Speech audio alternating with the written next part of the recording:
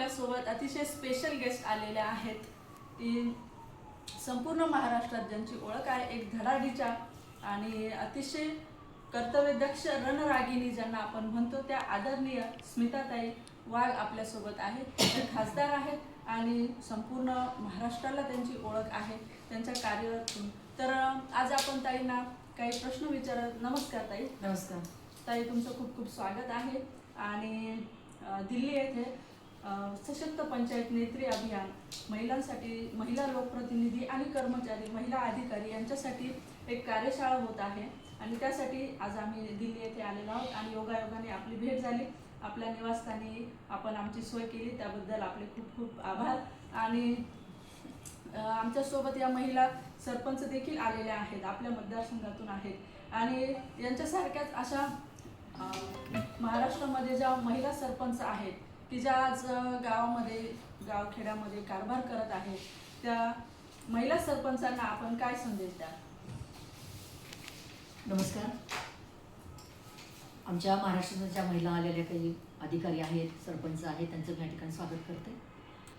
खऱ्या अर्थाने हे जे काही सेमिनार्स असतात ते मला असं वाटतं की सरपंच आणि अधिकाऱ्यांनी केले पाहिजे.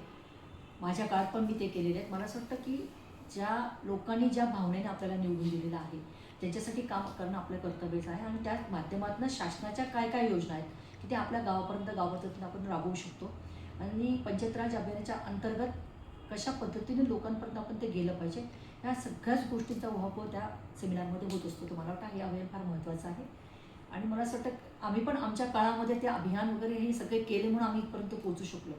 मला असं वाटतं की रस्ता आणि मार्ग जर नीट आपल्याला करायचा असेल आणि आपल्या टार्गेटपर्यंत पोहोचायचं असेल तर आपल्याला सगळ्या गोष्टी केल्या पाहिजे.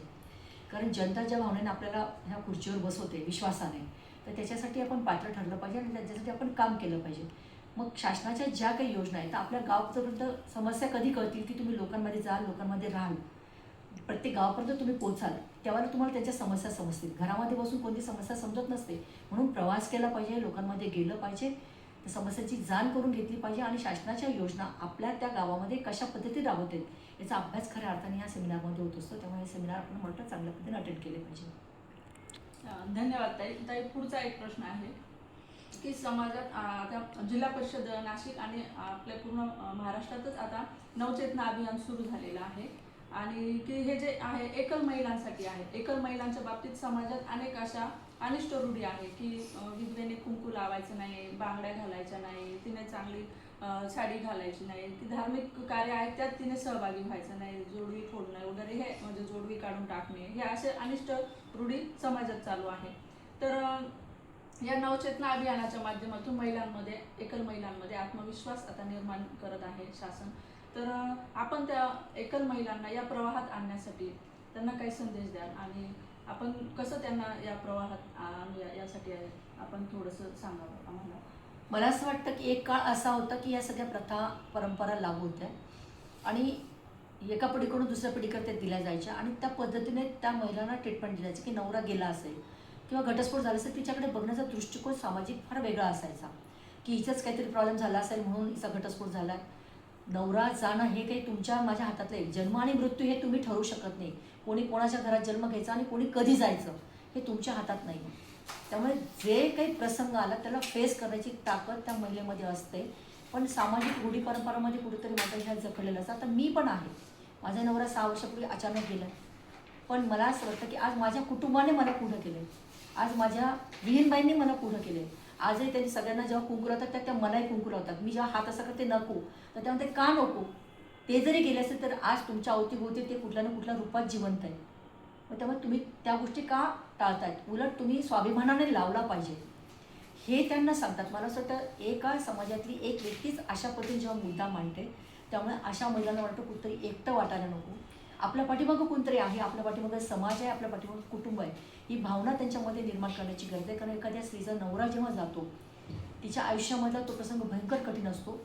हे मी प्रत्यक्ष भोगलं म्हणून मी सांगते. कुटुंबातला कर्ता पुरुष जर गेला तर पूर्ण कुटुंब उद्ध्वस्त होतं.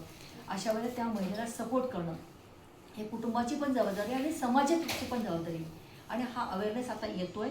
हा आपल्या दृष्टिकोनातून खरंच महत्त्वाचा विषय आहे. कारण तिला मानसिक आणि आर्थिक आणि सर्वार्थाने आधार देणं मला ही आपल्या सगळ्यांची जबाबदारी आणि मला वाटतं त्या माध्यमातून आज जे काही चेतन अभियान आपण सुरू केलं आहे याच्यासाठी आपण प्रत्येकाने त्याचा भाग झालं पाहिजे, तर खऱ्या अर्थाने हा बदल समाजामध्ये होऊ शकतो. म्हणून मी आपल्या सगळ्यांना आवाहन करणार की प्रत्येकजण त्याचा एक भाग होऊन आपण पुढे या, आपण त्यांना पुढे करा, तर मला वाटतं हा बदल होऊ शकेल. धन्यवाद ताई. आपण स्वानुभवातून संपूर्ण महाराष्ट्रातील जनतेला संदेश दिलेला आहे की एकल महिलांच्या पाठीशी ठामपणे उभं राहिलं पाहिजे आणि महिलांना आपण सक्षम केलं पाहिजे.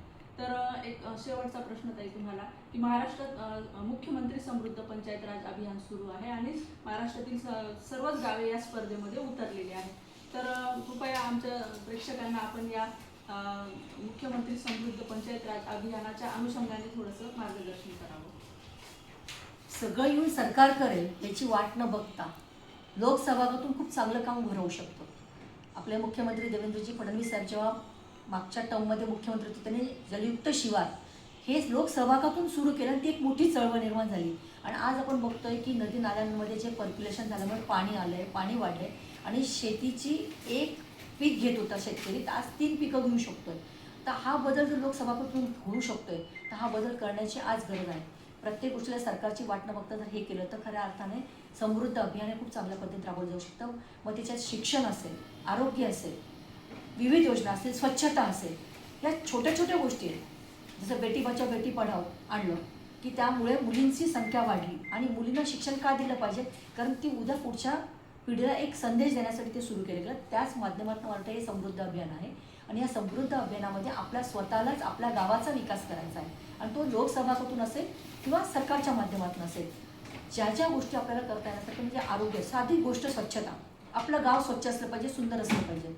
त्याबद्दल मुलांचं आरोग्य, येणाऱ्या पिढी जी आहे त्याचं आरोग्याचं कसं चांगलं ठेवता येईल, आपले अंगणवाडी असेल, शाळा असेल, ही चांगल्या अर्थाने म्हणजे बौद्धिक पण आणि शारीरिक पण कशी चांगली करता येईल याच्यासाठी मला असं वाटतं की आपण सगळ्यांनी मिळून जर गावाचा विकास जर ठरवला, मग सरपंचापासून तर ग्रामपंचायत सदस्यापासून तर जनतेपर्यंत प्रत्येकाने जर आपलं काम वाटून घेतलं तर खऱ्या अर्थाने गावं समृद्ध होतील आणि महाराष्ट्राचं जे काही स्वप्न आहे की प्रत्येक गाव समृद्ध करण्याचं ते मला वाटतं खऱ्या अर्थाने पूर्ण होऊ शकेल. पण त्याच्यासाठी आपल्याला प्रत्येकाला त्याचा खालीचा वाटा उचलावा लागेल आणि तो खालीचा वाटा उचलण्यासाठी मी सगळ्यांना आवाहन करणार आहे की प्रत्येकाने याच्यामध्ये सहभागी व्हा आणि आपल्या गावाचा विकास आपणच करा. तर मला असं वाटतं ते केलं पाहिजे. धन्यवाद ताई. आपण या अभियानाचं संपूर्ण गाभा सांगितलं, शॉर्ट बट स्वीट, पण अतिशय ताईंनी मार्मिक आपल्याला मार्गदर्शन केलेलं आहे की लोकसहभाग असेल तर आपलं गाव नक्कीच समृद्ध होणार आहे. ताई, आपण आपला बहुमूल्य वेळ आमच्यासाठी दिला त्याबद्दल आपले खूप खूप धन्यवाद आणि व्हिडिओला चॅनलला सबस्क्राईब करा. धन्यवाद.